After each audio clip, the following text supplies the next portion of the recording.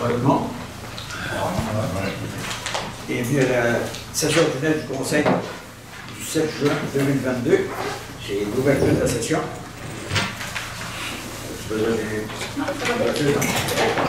Alors, ouverture de la session. Ouverture de la session, adoption de l'ordre du jour, période de questions portant sur l'ordre du jour, adoption des procès-verbaux du 3 et 12 mai 2022, compte à payer les 2022-06, dépenses incompressibles mai 2022, dépôt du rapport du maire, exercice financier 2021, dérogation mineure 2022-4, le lot 4 507 523, modification du plan d'implantation et d'intégration architecturale, c'est la dérogation 2022-05, dérogation mineure 2022-6, le lot 4 506 425, dérogation mineure 2022-7, le lot 4 929 937, le plan d'implantation et d'intégration architecturale 2022-8, Assemblée générale annuelle du CRSBP, demande de commandite Saint-Ignace-de-Loyola et ses îles au cœur du Saint-Laurent, avis de motion du projet de règlement 543-2022, dépôt du projet de règlement d'emprunt 543-2022 modifiant le règlement administratif 239, offre de service instrumentation Saint-Laurent, soumission pour lignage de rue, location de toilettes portatives, bibliothèque, annuler les frais de retard, entretien des bonnes fontaines, mandater M. Stéphane Allard, ingénieur, offre de service réfection du terrain de tennis, engagement de la TEC 2019-2023, programmation partielle des travaux version 5, modification de la résolution 2021-362, 40 jours Saint-Ignace-de-Loyola 2022, donc barrière correspondance, période de questions et levée de la session. M. Christian Valois, M. Louis Charles-Guertin, à droite. D'accord. À gauche. D'accord. Toi, est-ce que vous avez des questions sur notre jour? Non. Adoption du des procès-verbaux du 3 et du 12 mai 2022. Et ce qui était dit et écrit, c'est ce que ça reflète les deux assemblées. Oui. Oui, c'est bon. Oui. Le proposeur, Mme Evelyne Leto, M. Daniel Valois, à ma droite. D'accord. À gauche. D'accord. OK. 5. Compte à payer, liste 2022-06. Donc, il y a eu 163 410 et 22 de dépenses. Alors, concernant les chèques, 81 278 et 57, les paiements directs, 80 245 et 89, et les prélèvements, 1885 et 73, pour le total de 163 410 et 22. Vous avez pris connaissance des comptes. Est-ce que vous avez des questions? Non. Correct. Le proposeur, M. Pierre-Luc Guertin, M. Gilles Couchrin, à ma gauche. D'accord. À ma droite. D'accord. Dépenses incompréhensibles 2 mai 2022. Et pour ce mois-ci, on a le service d'inspection janvier à mars à 17 771 et 50. Et le reste, c'est tous les paiements autorisés d'avance pour un total de 54 106,05. Est-ce que vous avez des questions sur les dépenses incompréhensibles? Non. Le proposeur, M. Daniel Valois, M. Christian Valois, à ma gauche. D'accord. À ma droite. D'accord. En 6, dépôt de rapport du maire d'exercice financier. En vertu de l'article 176.2.2 du Code municipal, j'ai le devoir de vous soumettre les faits saillants du rapport financier du rapport du vérificateur de l'exercice terminé le 31 décembre 2021 de la municipalité de Saint-Ignace-de-Loyola, lequel a été déposé à la séance ordinaire du 7 juin 2022. La vérification externe des livres de la municipalité de Saint-Ignace-de-Loyola a été effectuée par la firme Michaud Clément Incorporé, comptable professionnel agréé. Le vérificateur externe est d'avis que les états financiers donnent, dans tout leur aspect significatif, une image fidèle de la situation financière de la municipalité de Saint-Ignace-de-Loyola au 31 décembre 2021, ainsi que des résultats de ses activités, de la variation de ses actifs financiers nets et de ses flux de trésorerie consolidés pour l'exercice terminé à cette date, conformément aux normes comptables canadiennes pour le secteur public.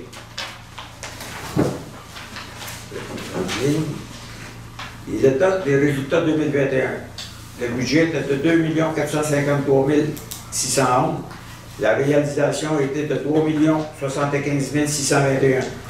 Ça, c'est pour les revenus.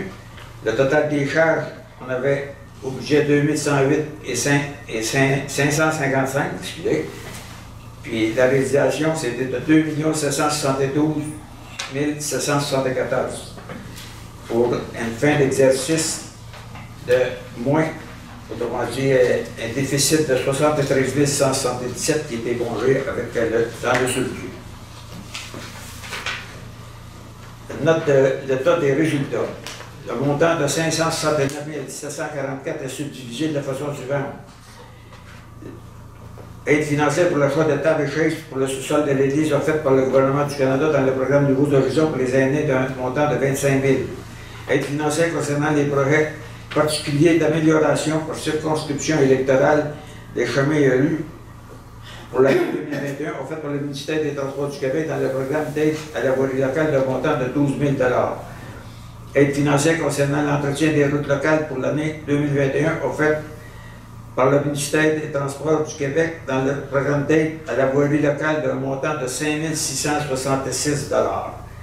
Aide financière dans le cadre du programme sur la redistribution aux municipalités des redevances pour l'élimination des matières résiduelles pour l'année 2021 offerte par le ministère de l'Environnement et de la lutte contre les changements climatiques au montant de 30 278 $.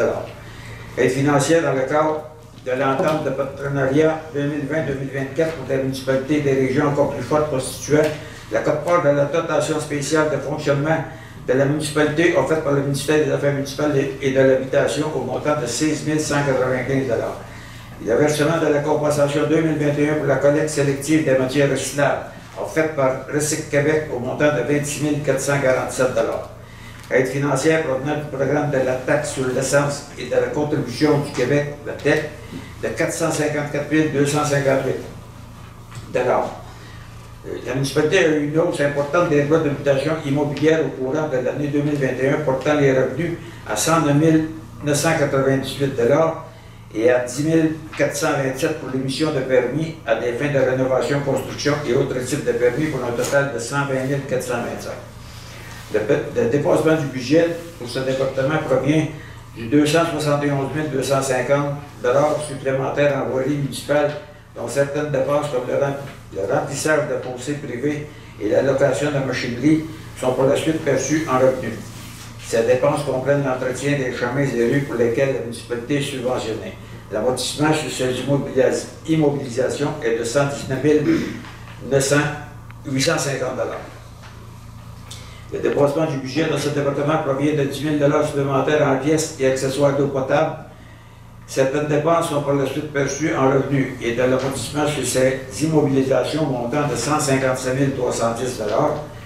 Il y a un amortissement au montant de 49 191 $ concernant les infrastructures pour le parc et terrain de jeu et 5 640 $ pour la bibliothèque pour un total de 54 831 $ en immobilisation pour la partie loisirs et culture. La dépense à été financière est un programme de financement mentionné au point 1.1 et 1.7 du présent rapport totalisant la somme de 479 250 $.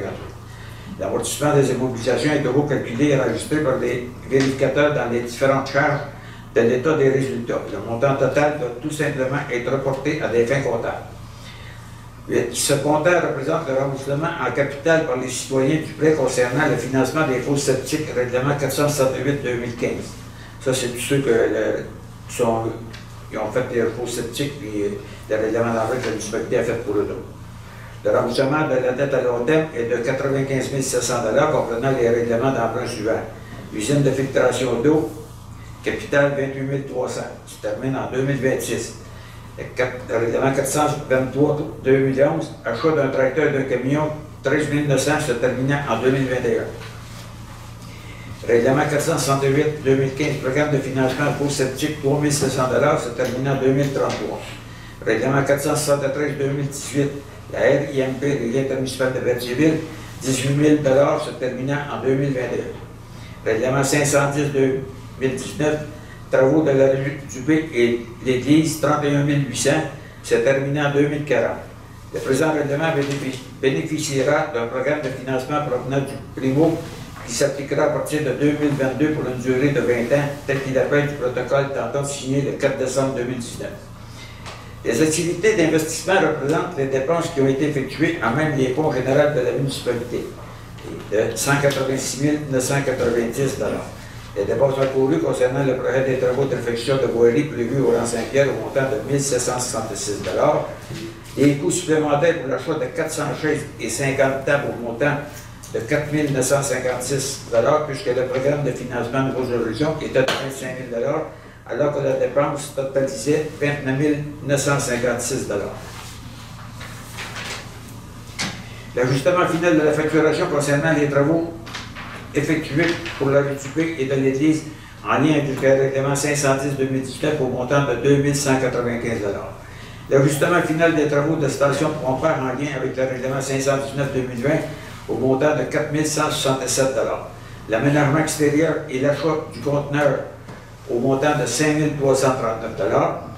Les services professionnels concernant le projet du centre multifonctionnel au montant de 158 111 $.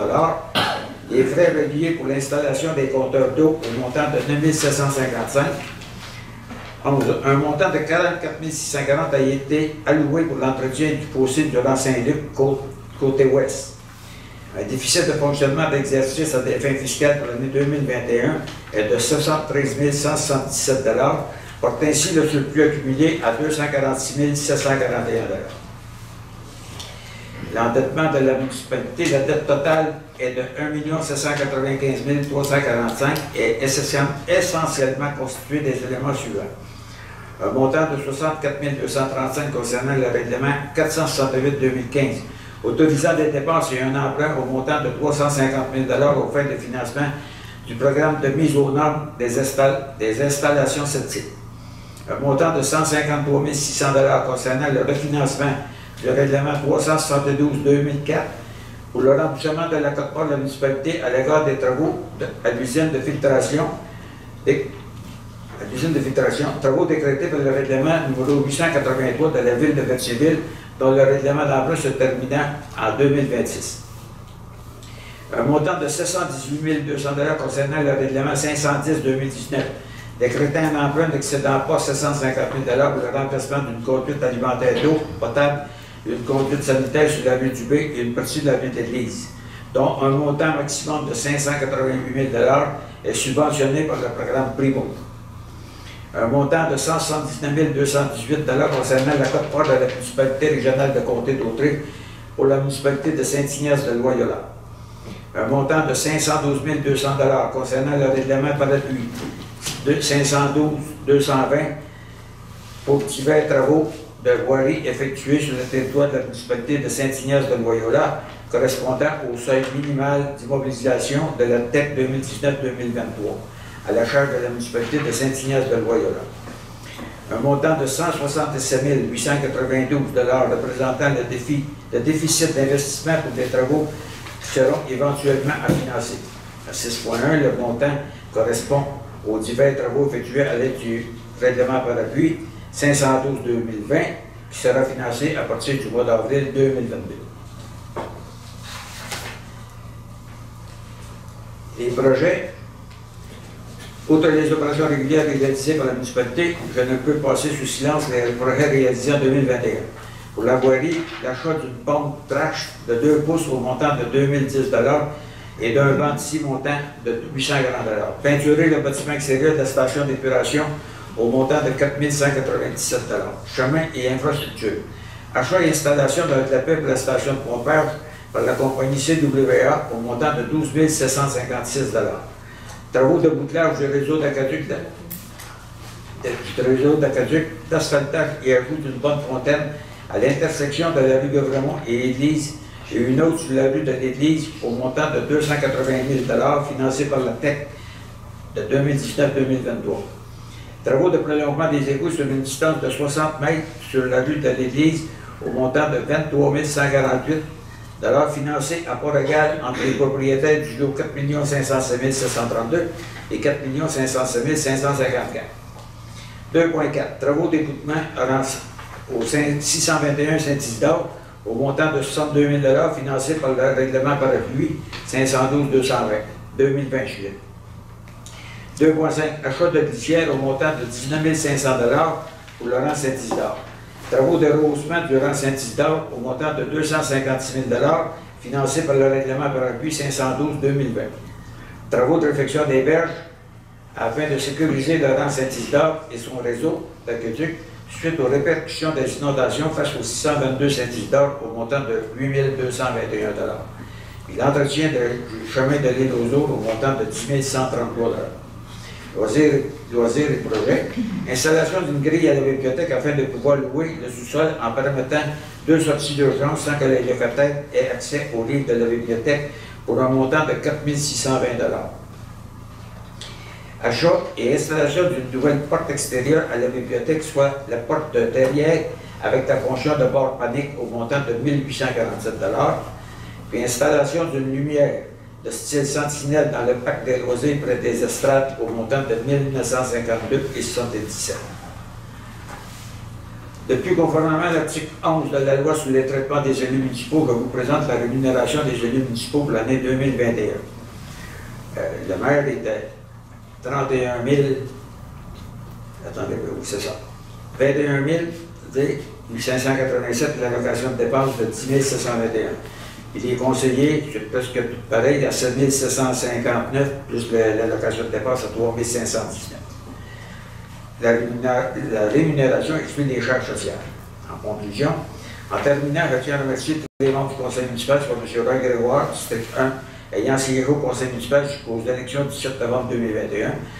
Pierre-Luc Guertin, district 2, M. Christian Valois, district 3, M. Daniel Valois, district 4, M. Gilles Cochon, district 5, M. Louis-Charles Guertin, district 6, et Mme Evelyne Nadeau, district 1, nouvellement en poste suite aux élections pour tout le temps investi et le travail accompli. En remerciant notre directrice générale, Mme Mélanie Messier, et notre directrice générale adjointe, Mme Roxane Lemain, je tiens à adresser mes salutations les meilleures à tout le personnel de la municipalité de Saint-Ignace-de-Loyola. La prochaine année s'annonce remplie et je compte sur votre habituelle ardeur pour nous permettre de relever les défis qui nous attendent.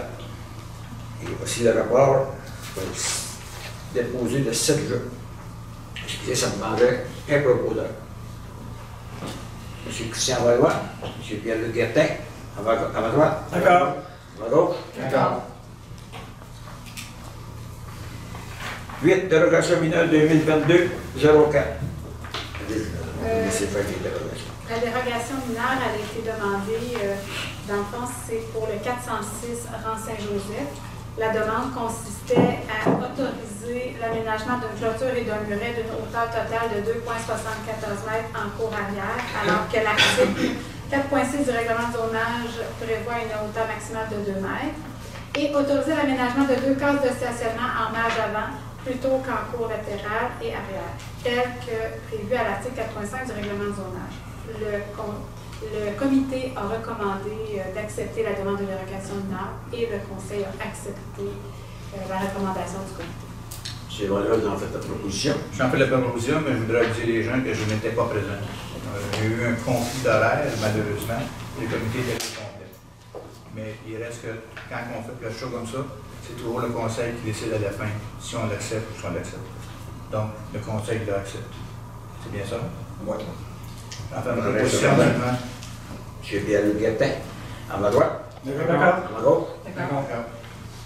9, modification du plan d'implantation et d'intégration architecturale des IIA 2022-05.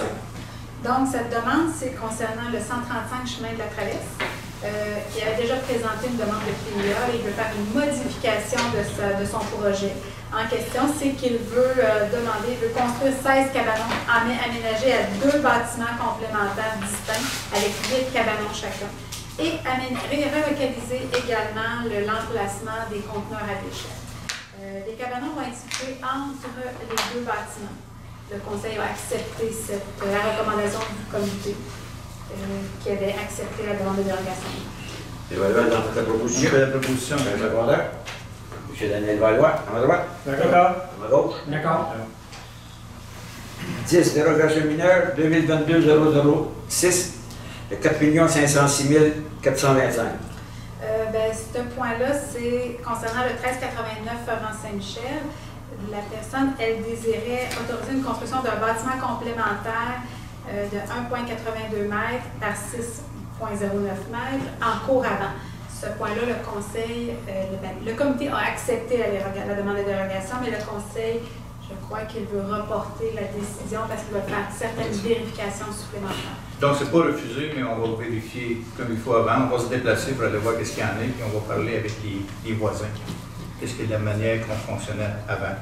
Ensuite, on reviendra avec ça, si ça a été accepté ou pas. C'est bon. Monsieur Rémy.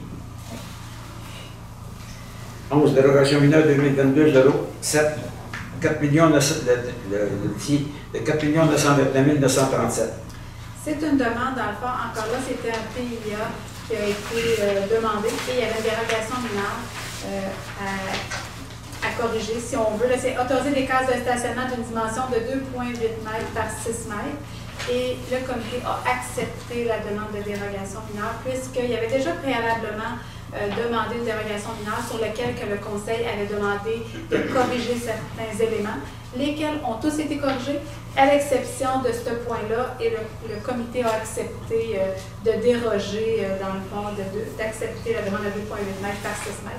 Et le Conseil a accepté la demande de dérogation mineure. Ça se situe en face de l'église, c'est les 3-8 logements qui vont se bâtir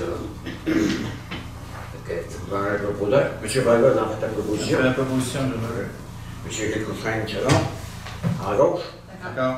À droite. D'accord. 12. Le plan d'implantation et d'intégration architecturale 2028-08. C'est toujours en lien avec la même demande antérieure du projet en question. C'est que pour le projet soit accepté, le PIA, il faut que la dérogation mineure soit acceptée. Donc, un ne va pas sans l'autre. Donc, une fois qu'on a réglé l'histoire du stationnement, bien le projet peut être déposé et accepté pour aller de l'avant par la suite pour qu'il puisse obtenir son permis de construction. Et le comité a accepté le plan d'intégration.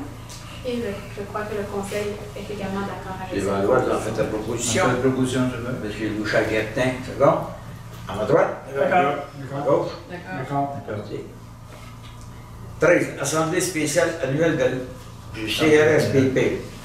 Ça, c'est l'Assemblée régionale autorisée et représentant Mme André Chevalier-Bergeron, coordonnatrice, ainsi que d'autres bénévoles assistés à l'Assemblée régionale annuelle du réseau Biblio CQLM qui se tiendra au complexe La Violette le 10 juin 2022. Les dépenses seront remboursées sur présentation des pièces justificatives. Ça, c'est Mme Bergeron, on va aller là. Je pense qu'il y a 7 ou 8 autres bénévoles. Et en plus, je pense que M. Guertin et Mme Latour ils vont être avec nous. Ça me prendrait le proposeur, M. Gilles Coffin, M. Bouchard-Guertin, à ma droite. D'accord. À ma gauche. D'accord. J'ai compris.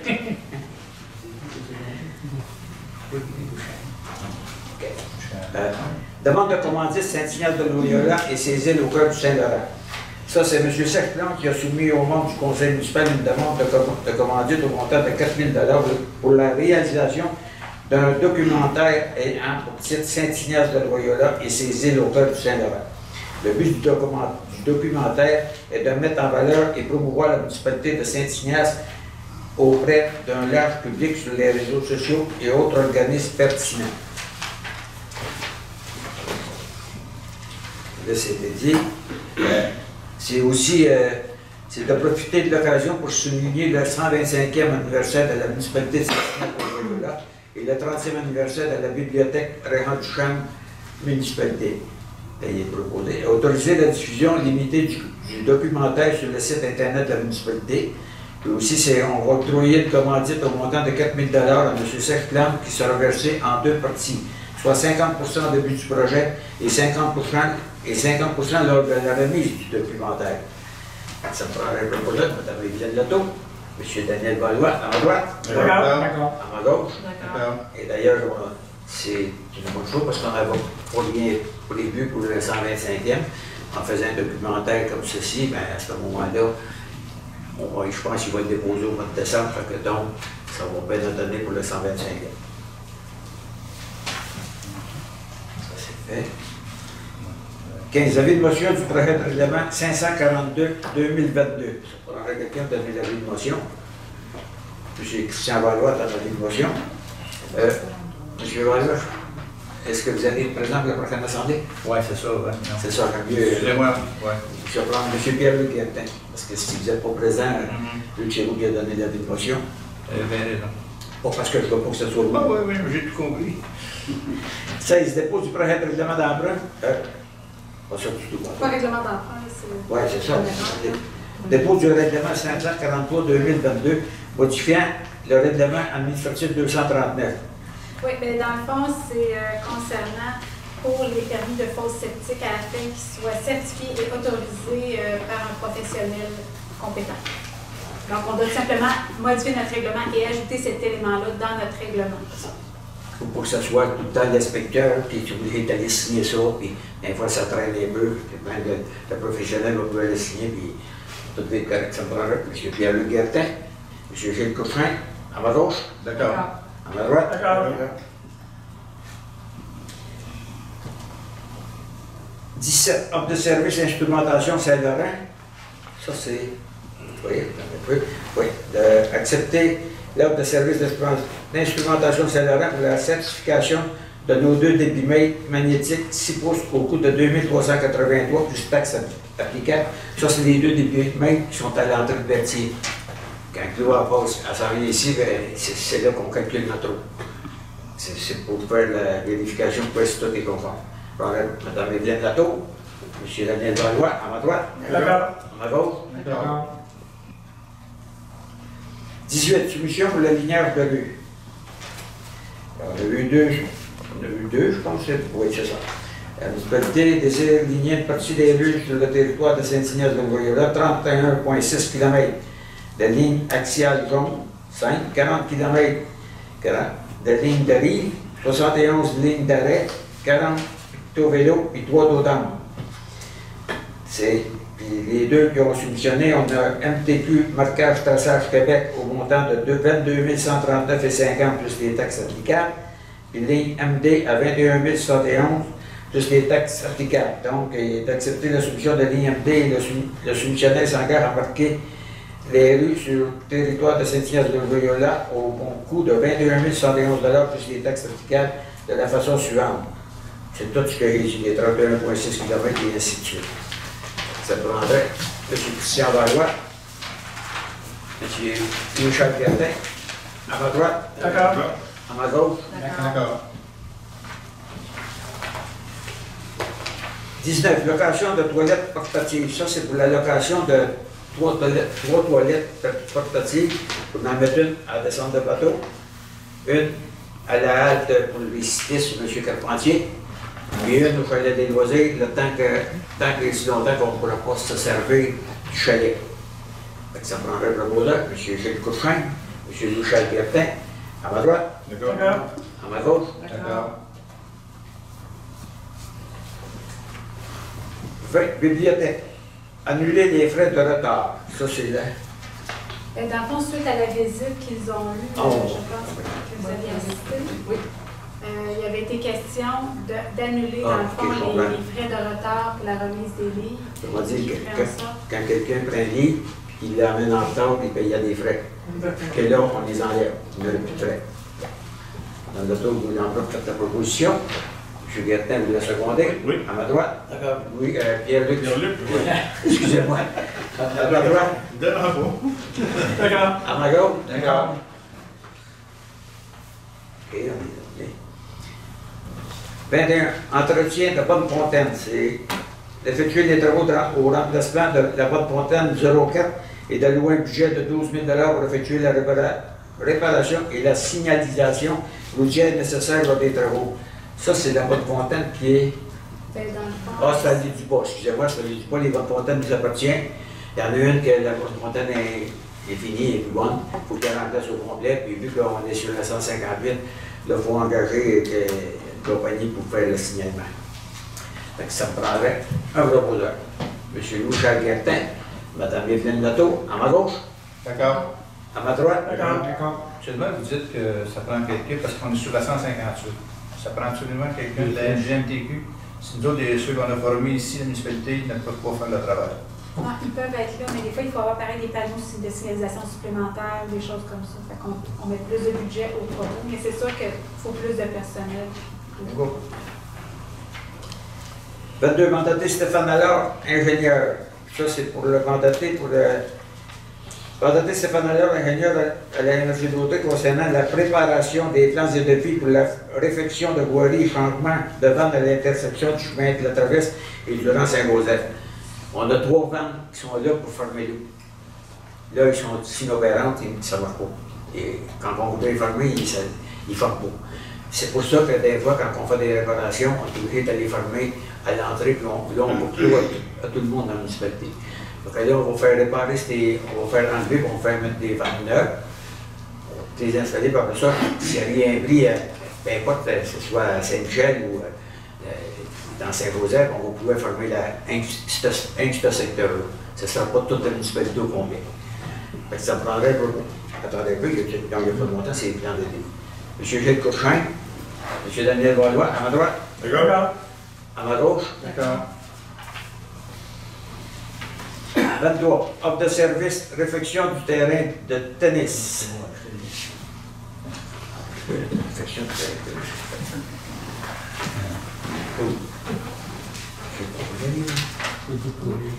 J'ai pas de réflexion. Ça, c'est pour son matrice. C'est pour le PKB. Ah, ok. C'est effectuer la réflexion de terrain de tennis et que plusieurs citoyens ont manifesté leur intérêt pour jouer au pickleball.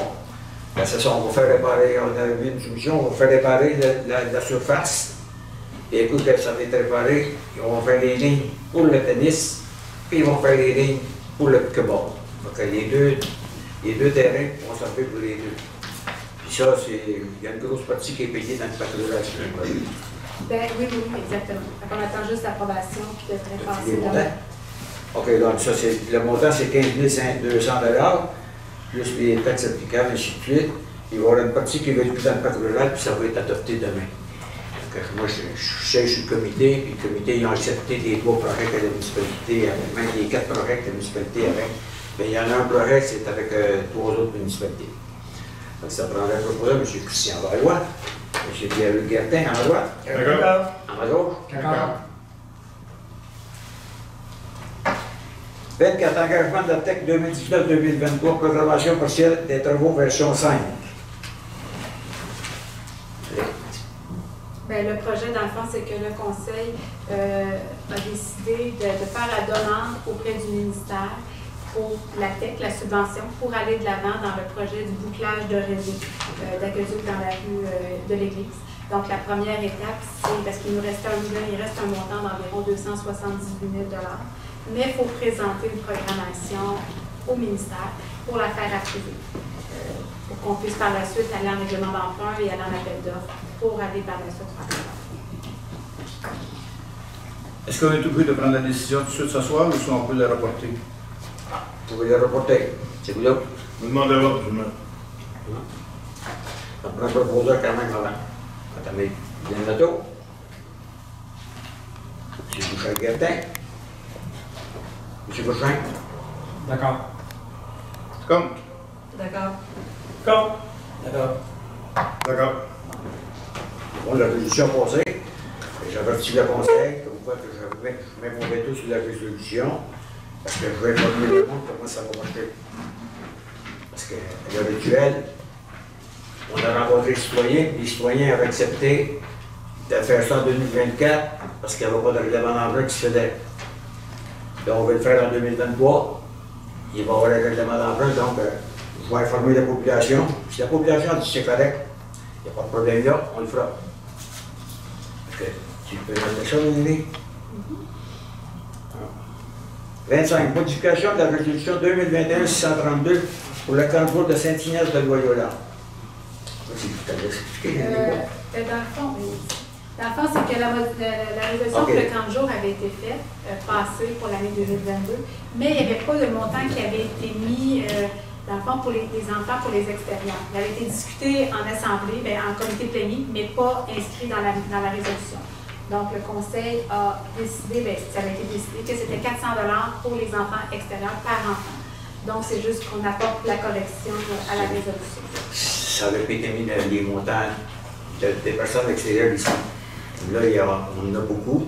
On avait 58 inscriptions aussi à Saint-Ignace. Il y a 58 inscriptions en tout. Ah. Il y a 6 enfants de l'extérieur qui ont été facturés à 400 $. C'est ça qui avait été convenu, mais les clés n'étaient pas là. Donc, on est juste venu... On ramène la position, on l'a pas dit. C'est ça. C'est parfait. Ça prend un proposeur.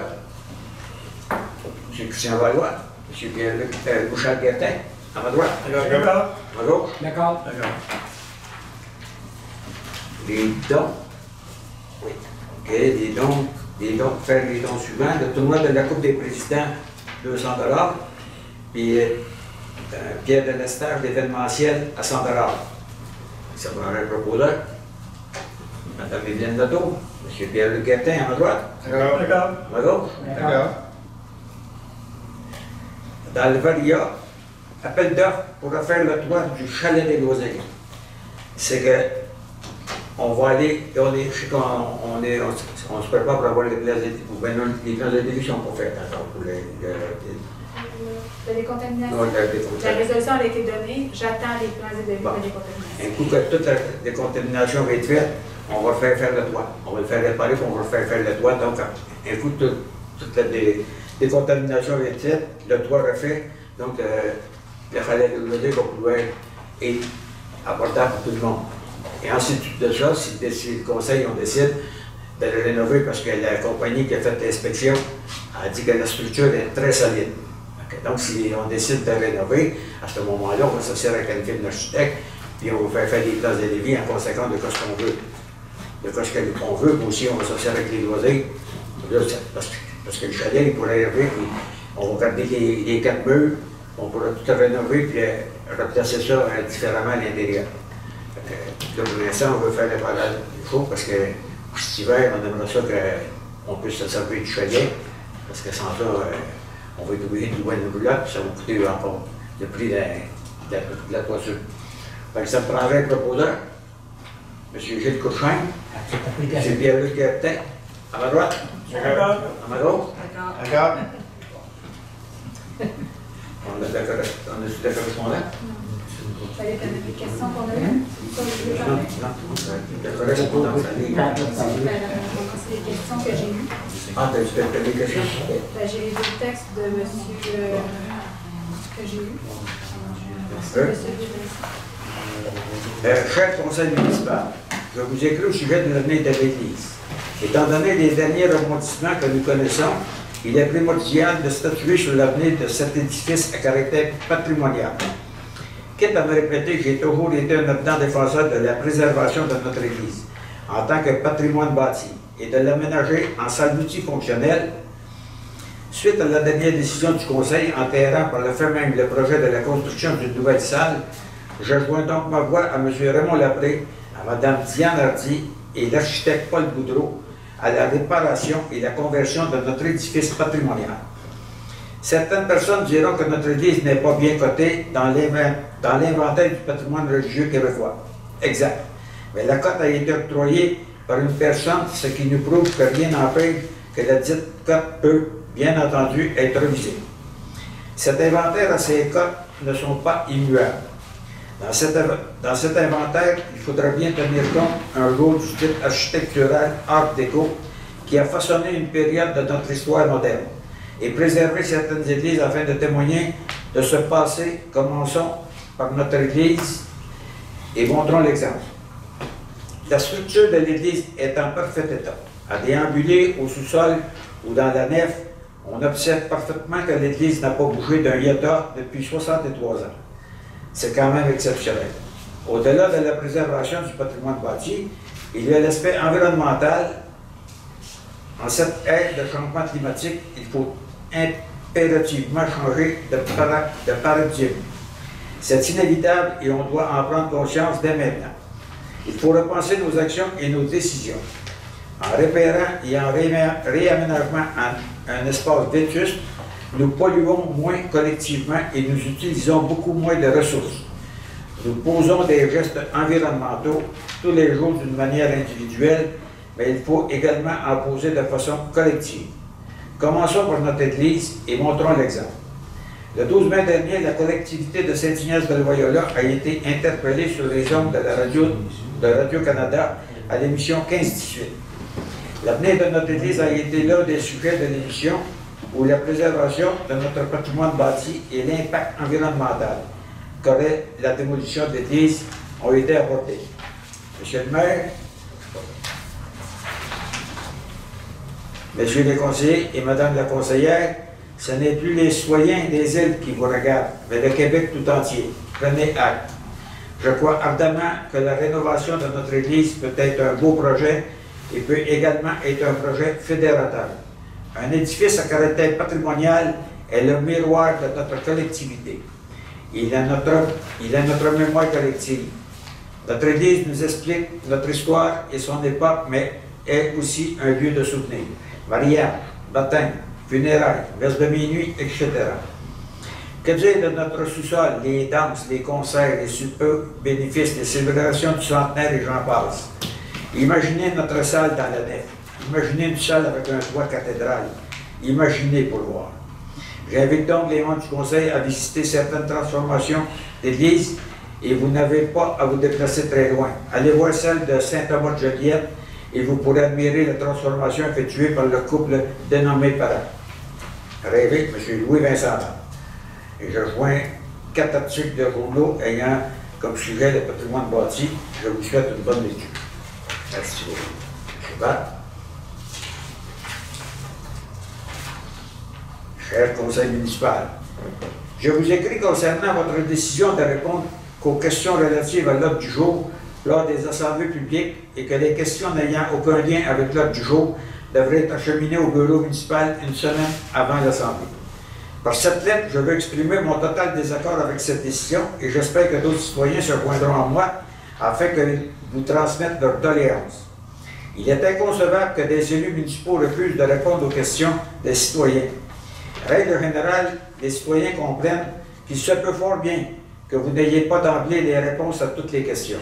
En agissant ainsi, vous remettez en doute l'intelligence des personnes. De plus, plusieurs sujets ne seront pas abordés tels que sécurité routière, problèmes de voirie, loisirs et culture, etc. Certaines personnes se déplacent aux assemblées quelques fois par année et une fois par jamais. Ces personnes verront leur droit de parole un brin brimé. Le grand Félix Leclerc chantait les 100 000 façons de tuer un homme, mais nous, à Saint-Ignace-de-Loyola, nous pourrions redonner les 100 000 façons de tuer la démocratie. Restreindre le droit de parole est le premier jalon d'une dictature naissante. Comprenez-moi bien, je n'écris pas que vous êtes une dictature, et je sais pertinemment que vous avez été élu démocratiquement. Par contre, vous devez sous-peser vos décisions afin que celles-ci se maintiennent dans une logique démocratique. Vous nous avez souligné le 3 avril dernier que la population déciderait. Il en a été autrement et cette décision peut être discutable. Par contre, restreindre le droit de parole passe vraiment mal. Non, vraiment, je reviens à mon sentiment premier. L'infaillible façon de tuer la démocratie, c'est d'empêcher les gens de s'exprimer. Le 3 avril dernier, on nous a également parlé d'éthique.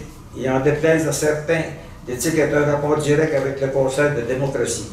Il est rare qu'une dictature fasse preuve d'éthique, mais bon. La politique municipale est la politique accessible à tous et à toutes. Une politique de proximité où les citoyennes et citoyens devraient s'intéresser, car elle a un impact direct sur notre qualité de vie communautaire. Le conseil municipal devrait être l'outil primaire afin d'intéresser les jeunes à la politique municipale.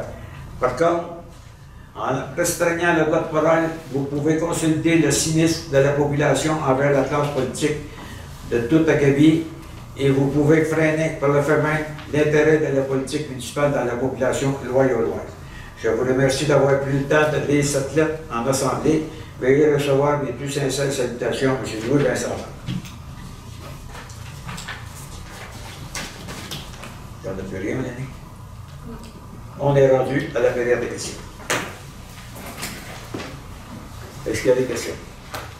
Jean-Luc, moi, j'en aurais une spéciale avec les conteneurs de recouvrement. Ben, on attendra ça. Ah bon, je vais t'appeler. M. Lefray en premier, puis après ça, M. Couffin.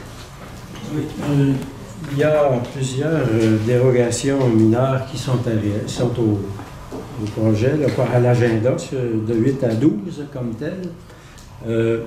j'avais eu vent qu'il n'y avait pas de présence d'un conseiller à la dernière assemblée du CCU comme tel. J'ai apprécié que vous donniez une information là-dessus. Mais ça me permet de soulever un point. Le CCU, ça existe s'il y a un conseiller qui est présent. Pas de mandat de conseiller, pas de CCU comme tel. C'est comme ça que ça existe. Et là, quand il y a une absence du délégué au CCU comme tel, je pense qu'il devrait y avoir un mécanisme qui permet de mettre un substitut qui serait nommé à ce moment-là, si on est capable de prévoir l'absence, évidemment. Là.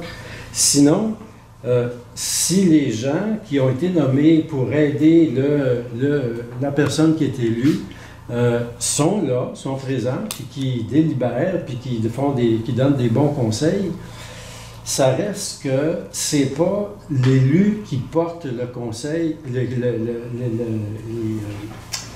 les propositions au conseil comme tel. Ça devrait être normalement porté par un conseiller au conseil. Supposons que moi je serais nommé sur le CCU comme tel, je peux peut-être avoir des bonnes idées et puis que vous trouvez ça bien correct. Mais au fond, je n'aurais pas l'autorité de venir vous déposer ça devant vous. Écoutez, je ne sais pas c'est quoi le règlement, là. On va vérifier.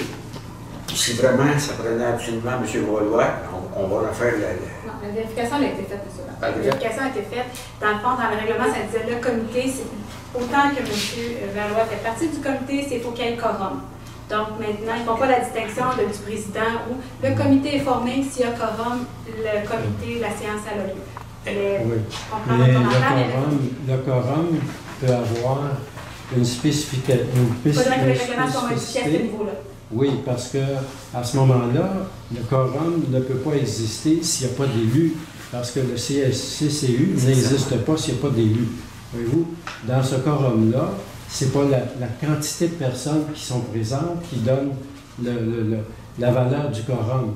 Ça prend l'élu, quelle que soit la personne ou son substitut, plus le quorum, ils sont 3 personnes. Okay. Ben oui. Ils sont 3 personnes, il en manque un, donc ils sont 2. Non, mais c'est pas ça. Ben oui, mais c'est pas ça que je dis, M. Lebert. Je suis en train de vous dire, oui, dans les 2 personnes, mettons qu'il y en aurait 4-5, vous pouvez en mettre 4-5 aussi dans le CCU comme tel, il n'y a pas de règle fixe là-dessus. Mais si l'élu n'est pas là, ça donne au quorum un défaut. Alors, vous ne pouvez pas dire qu'il y avait quorum s'il n'y a pas un élu comme tel. Alors, moi, je vous fais la proposition de voir quand il y a une absence de la personne qui est nommément déléguée au CCU, qui le représente comme élu, s'il ne peut pas être là, qu'il y ait une personne qui puisse le remplacer à ce moment-là. Puis là, les choses vont rentrer dans l'ordre. Un substitut, comme vous disiez. Oui. Un substitut. Un substitut, quelque chose comme ça, oui, comme il y a un promère, par exemple. Bon. En temps normal, je viens tout le temps, mais cette journée-là, je ne pouvais pas avoir une autre réunion. C'est ça. En temps normal, je suis tout le temps là avec M. Valois pour le CCU. OK, mais moi, je serais d'accord si vous aviez été là. Je me demandais, quand j'ai pensé à ça, j'ai regardé tous les règlements autour de ça, je me suis dit, est-ce que le maire, lui, qui peut être présent dans tous les conseils, au fond, hein, à ce moment-là, est-ce que si c'est celui-là qui serait le substitut normal? Si c'est ça, on a réglé le problème. C'est parce que, voyez-vous, les points qui sont à ce soir, là... C'est sûr et certain que si j'avais su que M. Valois ne pouvait pas regarder si j'étais capable de déplacer mon autre réunion. Ça aurait été parfait. Ça aurait été parfait. Excusez juste 2 secondes, M. Laprie. C'est sûr que je comprends un peu aussi ce que vous voulez dire. Si on délègue un substitut, c'est que c'est un porte-parole à la municipalité. Oui. Dans ce cas-là, si M. Valois ne peut pas être là, on n'a pas de porte-parole concernant les dérogations. C'est ce que je veux dire. Oui, c'est ce que je veux vous dire, c'est juste de ma faute à moi. Non, mais regardez, même s'il y avait eu un substitut, ça fait dans la dernière minute. Ouais. Si j'ai eu un conflit d'horaire, c'est moi qui avais décidé de la date pour vous devez le faire, puis j'ai travaillé. Non, je ne prends pas la parole pour vous donner un blanc ou quoi que ce soit. Non, mais je suis prêt de le faire. C'est juste au niveau de la procédure. On tient votre commentaire, on va regarder ce qu'on peut faire avec ça. D'autant plus que quand je regarde, là, toutes les dérogations qui sont là, ce qui m'achève, qui m'agace beaucoup là-dedans, c'est que c'est surtout, il y en a plusieurs en tout cas, qui sont relatives aux nouvelles bâtisses. Et ces constructeurs-là, qui construisent les logements comme tels, ils viennent toujours par petits morceaux, grugés. Ils savent bien ce qu'ils font, parce qu'ils connaissent bien la grandeur du terrain sur lequel ils bâtissent. Ils savent bien que les 8 petites remises vont rentrer tout croche, il n'y aura plus assez d'espace. Ils savent bien qu'il n'y aura pas assez d'espace pour mettre des autos autant qu'il va en avoir au niveau des locataires qui sont là. Et ils savent bien que s'ils reviennent gruger, petit à petit, chaque fois, une dérogation comme telle, ben, ils vont probablement avoir des chances de dire oui pour cette affaire-là. Ils reviennent sur la deuxième affaire, puis là, ils viennent gruger l'autre affaire. C'est agaçant, ça. Les gars qui vont se bâtir en fait des ligues, là, il avait demandé 5 points de dérogation, 5 ou 6 points. Puis il y en a 4 qui ont été. Les 5 points, il y en a 4 qui ont été refusés. Il n'y en a rien qu'un qui a été obtenu. Une bonne moyenne. Ils ont regardé les points que nous autres on a dit non, que le CCU il a recommandé au Conseil. Fait que là, ils sont venus et ils ont fait ce que le CCU a demandé dans ses recommandations. Le seul qu'il y avait, c'est que ces routes de stationnement étaient de 2,8 mètres par 5,8 mètres. Là, la dérogation, au début, on a dit non, on garde le 3,6. En regardant le 3,6, ça enlevait des cases de stationnement. Il enlevait au moins 3 ou 4 cases de stationnement. En laissant à 2,8, en mettant 6 mètres, à ce moment-là, il y avait plus de cases de stationnement parce qu'on en demande 1,5 par logement. Oui, ça se prévoit, ça. Vous, là, s'il y a quelqu'un, un arpenteur ou un architecte qui fait les plans et tout ça, je veux dire, ça se prévoit, ces choses-là. Monsieur Labré, quand on fait une dérogation mineure, c'est pas officiel, c'est pas accepté non plus. Il faut qu'il passe au CCU et ensuite il faut qu'il passe à la municipalité devant les conseils. Oui, ils savent bien que c'est le truc. C'est une dérogation mineure. Oui. Si on arrive à des points majeurs, c'est autre chose. Les autos qui sont en avant, qui auraient dû être en arrière, là, sur le plan, sur la rue Saint-Joseph, là, par exemple. C'est quoi la question que vous voulez garder? Bien, je veux dire, je vous souligne un point, pour vous voulez avoir des périodes de questions sur l'agenda. Oui, c'est sur l'agenda. Et là, je dis, j'ai fait des remarques. Oui, mais de savoir, on va aboutir à quelle question? La question que j'avais, c'est est-ce qu'il y a possibilité de mettre un substitut? Parce que je dis que c'est important d'avoir quelqu'un qui est là à cause des points. Quand on regarde comment les gens viennent gruger petit morceau par petit morceau, pas les gens ordinaires, là, que si je bâtis quelque chose dans ma cour et puis que je veux avoir une dérogation, c'est des gens qui ont toutes les finances nécessaires pour tout prévoir. Puis ils savent bien ce qu'ils font quand ils viennent chercher une dérogation en plein eau. J'ai tout le temps assisté au CCU, puis dorénavant, ils sont organisés pour assister encore au CCU. Puis s'il y a une réunion qui est à l'heure, je vais la canceller pour aller au CCU si M. Wallois n'est pas capable d'aller. Mais vous soumettez un bon point, M. Lapré, on va quand même le conseil en tenir compte. Très bon point. C'est bon. C'est sûr, certain qu'on va en tenir compte, mais comme vous dites, je peux être là comme si je suis d'office sur tous les comités. Donc, si j'ai une réunion, je peux être capable soit de la doser, ben non, si elle n'est pas plus importante qu'il faut, on va venir au CCU si M. Wallois n'est pas capable. C'est très, très bon point. M. Boucher. Oui, c'est à propos des vidanges des fours septiques. Quand vous avez enlevé ça aux citoyens, vous disiez ça à tous les 2 ans. Avant, oui. Au début. Au début. Là, on est rendu, depuis 2018, ils m'ont pas vidé. Là, ils vont me vider cette année. Fait que là, je paye pareil. Puis là, c'est. Comment est-ce qu'il y en a de fours septiques aux îles? Oh. 384. Bon. Il y en a en bas de l'île, puis il y en a en haut de l'île. Oui. Si vous disiez, une année, on vide de bas de l'île, l'autre année, sur l'autre bord, on commence. Tout le temps de même. Ça va se vider aux 2 ans. Parce que on paye, puis on ne sait pas ce que nous commande notre argent. C'est une taxe cachée. C'est la méthode que la MRC a décidé, parce qu'avant... Oui, mais la MRC, c'est pourquoi qu'on ne l'a pas, nous autres. Moi, Je vais m'informer si le conseil est d'accord à... Que les citoyens prennent ça en main. La MRC ne changera pas ce règlement. La seule chose qu'on peut faire, c'est de partir ôter la compétence à la MRC et reprendre la compétence ici. Ou le citoyen est capable de gérer son affaire. Moi, je suis capable de gérer ma fosse septique à tous les 2 ans, la fait vider. Il ne faut pas être quelqu'un qui me dit qu'il vide ta fosse septique. Puis il n'est ouais, puis quand il dit qu'il vient ouais, puis c'est pas vrai. Je vous comprends. Le règlement, il est là. Ouais, mais le règlement, moi, je peux faire le tour de l'île, me faire une pétition pour voir si c'est qu'on veut plus sortir de là. On a une compétence qu'on a donnée à MRC. Je ne sais pas quand ça finit. Que c'est pas que vous ne l'avez pas gardé? C'est parce qu'on a décidé, ici, que le conseil a décidé de la donner à MRC. Ben, on se fait gérer par les autres places. Il me semble que quand vous nous l'avez enlevé, c'était pour vous autres. Et là, vous l'avez transféré ça à MRC, c'est parce que vous êtes pas de la gérer, c'est quoi? Je ne sais pas qu'on n'est pas capable de la gérer. C'est ça que je vous dis. Je vais regarder si on était... Parce que si je change d'épuration, on fait défaut. C'est pas ton trouble. Puis la MRC, c'est pas le trouble. Ils vont dire, ben là, c'est à peine à leur faire. Je vais regarder, je vais m'informer à MRC quand est-ce que ça finit. Puis si ça finit... Parce qu'il me semble que c'est pas compliqué, il y en a possible, il y en a autre. Il y en a un bord, il y en a l'autre bord. On a donné la compétence à la MRC. Le conseil, il a donné la compétence à la MRC. Mais là, c'est combien d'années qu'on a pris, puis pour viser 6 mois d'avance, on débarque. Là, il faut que je m'informe quand est-ce que ça finit. Puis si le conseil décide qu'on reprend la compétence ici, bien, on s'arrangera pour débattre si on peut. Je sais bien que depuis 2018, les services, ils viennent mesurer tous les ans. Ils ne mesurent pas tous les ans, ils sont pas venus dans les conseils. Ils ne sont pas venus chez nous dans les conseils, nous t'as là. Moi, je vous le dis tout de suite, s'ils sont pas... Ils m'ont dit bien mieux ça. Ils ont fait sur ma fille. Ils ont laissé un papier dans la porte, ils ont dit elle n'est pas vidée. Mais le gars, il a fait bien ça. Il a tout replacé le gazon mort de ses couverts. Il faudrait... C'est un gars délicieux. Faites une plainte. Faites une plainte à M.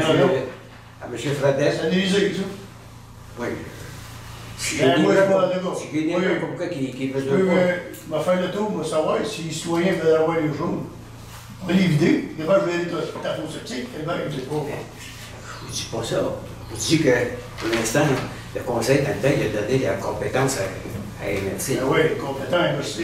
Oui. Qu'est-ce que ça fait que vous ne gardez pas ça pour vous autres? S'il décide de revenir... Quand vous l'avez enlevé, c'était parce que vous vouliez l'avoir. Qu'est-ce que ça fait que vous l'avez donné à MRC? Est-ce que le conseil a décidé ça? Ben oui, les citoyens vont décider. Oui, j'ai pas personne qui est venu me voir. On avait un système au début avec la Ah oui, MRC. en plus de ça, il nous créditaire qui ne vidaient pas. Oui, les créditeurs, il veut bien, la taxe cachée à l'entre tout le temps, là. Comme je vous dis, on va m'informer. Puis si... Je ne suis pas tout seul, quand même, qu'il faut vider. Ils disent tout, ils sont avec 2, ils sont avec 1. Ils ne vident pas. À ce temps, ils vidangent la faute, ils gardent le solide, puis ils le mettent tout dedans. Ils font ça partout, là. C'est ça. Et avant ça, ils ramenaient tout. À ce temps, ils font ça. À ce temps, ils vidangent, ils remettent l'eau dedans. Je vous dis, on va m'informer, je ne peux pas vous dire plus que ça. Je ne sais pas quand est-ce qu'il finit dans l'an. Ben, check ça, puis... On va vérifier certains, on va vérifier. Mais demain. Je vais m'informer demain, je vais arriver un petit peu avant, puis je vais m'informer au directeur général, ou bien non, M. Fredette. Ben, peut-être, il faudrait rappeler M. Fredette, parce que c'est lui qui s'occupe de ça. On va lui demander quand est-ce que l'entente finit. Si le conseil décide de revenir avec la compétence ici, ben, on viendra. Mais ça, c'est pas compliqué. Moi, quand j'ai fait faire ma faute, ils ont dit aux 2 ans, ça va rendre trop. M. Bouchard, on a signé une entente avec la MRC. Je ne sais pas comment est-ce qu'il reste d'années. Il en reste beaucoup. Il en reste moins. Il faut les aviser 6 mois d'avance, comme quoi on va départir, on retire la compétence à la MRC pour la prendre. C'est ça qu'il faut faire. Il faut regarder pour. Si le conseil décide de faire ça, on va le faire. C'est bon. Allez-vous le rembourser? C'est 4 années que vous avez Non. Non, seulement que ça marche partout de même dans toute la MRC. Oui, c'est ce que je vous dis. L'entente, c'est ça. L'entente, est faite comme ça, puis tout le monde l'a accepté. Bien mieux que les égouts. Est-ce qu'il y a d'autres questions? Oui. Bienvenue. Où est-ce que vous en êtes dans votre réflexion sur le fait d'avoir suspendu ou en tout cas annulé le projet d'emprunt pour le centre multifonctionnel Et en rapport avec le fait qu'on pourrait conserver l'église, là, j'ai bien apprécié la lettre que vous avez lue tout à l'heure, là. Et vous-même, vous avez fait 3 déclarations depuis ce temps-là, publiquement aussi. Je ne sais pas où est-ce que le Conseil en est dans sa réflexion. La réflexion, c'est qu'on va se réunir à un moment donné, on va discuter de ça, pour en emmener un entente, pour tout le monde ensemble, qu'est-ce qu'on fait? Est-ce qu'on rénove? Ou on tourne sur la table de dessin et qu'on fait faire nos plans? C'est là que va se faire la discussion. On va faire un panier spécial expert, rien pour ça. On ne fait pas d'autre chose. Est-ce que tout le monde a bien reçu les informations que j'ai distribuées là, sur l'énorme quantité de subventions qu'on peut aller chercher, mais à condition que ça soit pour conserver l'Église? Il y a un petit point qu'il faut oublier. Lorsqu'on va rénover, puis si on a le Praxim, il ne faut pas mettre dedans, ça va être un centre communautaire. Il n'y a aucune question de religion dedans. Non, mais la religion est en dehors de ça complètement. Même pour enlever toutes les signes. Non. Vous interprétez mal la loi sur la laïcité. Je pourrais vous envoyer de l'information là-dessus. C'est pas cette information-là. C'est que la loi sur la laïcité interdit qu'une subvention puisse subventionner l'existence et les activités d'une fabrique. La fabrique n'étant pas, si vous autres qui êtes les propriétaires de ça, si vous autres qui demandez la subvention, donc vous êtes tout à fait conforme à la loi sur la laïcité. Vous pourrez vérifier, ou bien je peux vous envoyer les documents. On va se réunir, on va discuter sur quoi est-ce qu'on se dirige. Est-ce qu'on se dirige pour une rénovation d'église ou on va faire des nouveaux plans pour une nouvelle bâtisse? C'est là que ça s'est décidé, on va vous en faire, on va l'annoncer. Monsieur le maire, juste être sûr avec M. Lapré qu'on se comprenait bien, Mélanie, tu me reprendras si je me trompe, mais dans la subvention qu'on reçoit, c'est qu'on ne pourra pas tenir d'événements à caractère religieux dans le bâtiment. C'est pas ça non plus. C'est possible. C'est possible. Alors là, je pourrais vous donner une référence. Ça n'est pas possible avec le Praxim. Avec le Praxim, ce n'est pas possible. C'est la lettre qu'on a reçue. Le Praxim ou le... Le Praxim est devenu le Praxim. Oui, c'est ça. Là, il vous permettrait de rénover. Oui. Et le culte, c'est pas une question... il peut en avoir du culte dedans. C'est ça l'histoire. Il ne peut pas avoir de funérailles ou de célébration. Il peut en avoir. Familiale ensuite. Il peut en avoir. Si à ce moment-là, par exemple, on va vous donner la clé de ça, c'est que si... J'ai parlé avec Mme Labrière du ministère, qui me mentionne qu'il faut que ce soit une neutralité religieuse. On ne peut pas, il faut que ce soit accessible autant pour les bouddhistes, les musulmans, peu importe, mais on ne peut pas dire que cet endroit-là, c'est religieux. C'est une salle communautaire. C'est devenu un endroit de service communautaire. La religion pourrait être un service rendu communautaire si quelqu'un demande, par exemple, moi pour 200$, j'aimerais que mes funérailles soient là. Ouais. Il loue l'espace comme je pourrais louer l'espace pour faire un barbecue. Même si c'est Rio, quand il y a l'ancien métro. Exactement. C'est pas une église. Ouais. Tu peux célébrer. On ne pourra pas refuser aucune, autrement dit, communauté. C'est ça. Oui, c'est ouvert, c'est la communauté. Alors, s'il y a des gens qui sont... Ici, on ne parlera pas des musulmans, mais on peut parler qu'il y a des témoins de Jéhovah, par exemple. On ne parlera pas des musulmans, mais... Il y a des athées aussi. Ils peuvent venir ici quand même. Ah oui. Les athées, ils meurent pareil. Les athées, oui, ils meurent. C'est une loi universelle. S'il y a d'autres questions? On va savoir les funérailles. Moi, monsieur le maire, j'ai une question. J'aimerais qu'on publicise les coûts qui fait que le conseil a décidé de ne pas d'aller de l'avant dans le projet de la salle communautaire. Les coûts que Mme Messier nous avait préparés, qui nous a éclairés sur une décision à prendre. Je veux qu'on les publicise. Oui, je veux qu'on les envoie aux citoyens parce qu'on reçoit beaucoup de questions et je voudrais que cela justifie la prise de décision que le conseil a prise. Sur le site Internet? Non, ces coûts-là n'ont jamais sorti d'ici. Les coûts qu'on a fait de l'appel-là n'ont jamais sorti d'ici. Je peux le mettre sur le site Internet puis je pourrais le mettre dans le prochain 3-9 puis que les gens puissent aller le consulter. Parfait. C'est le conseil d'accord. Oui. Je pourrais le mettre dans le bas. D'accord, on va mettre... Les coûts actuels, oui. OK. D'accord?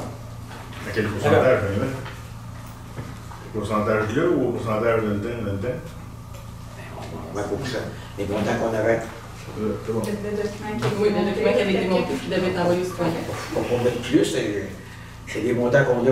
On veut piquer 10 millions, donc c'est 8 millions 5 Parce 000 qu'il n'était pas à la correspondance, mais il y a un citoyen qui nous posait des questions. Oui.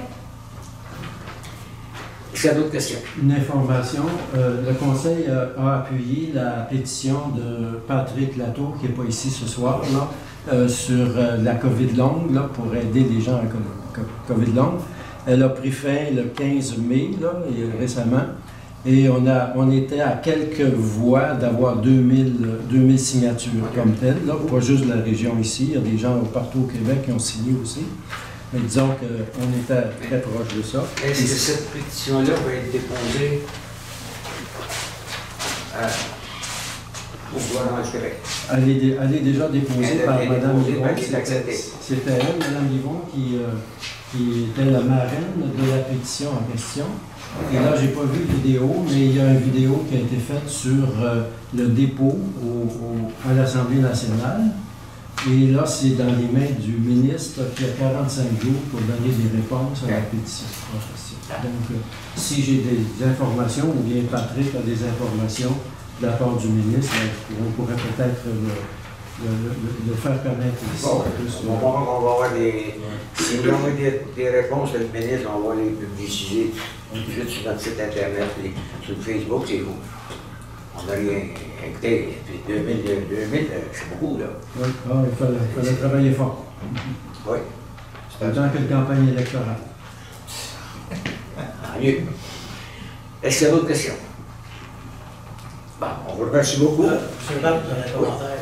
Peut-être les commentaires qu'on a eus, comme ceux de M. Louis Vessambat. C'est juste pour souligner que ces commentaires-là sont quand même retenus. Parce qu'il y a quand même des points qui sont pertinents. Je pense qu'on n'est pas insensible à ça. Oui. C'est bon, merci. Ça prendra quelqu'un pour clore. M. Christian Vaudois. Et puis, on vous remercie beaucoup. On vous donne la rendez-vous. Allez, ouais, vous les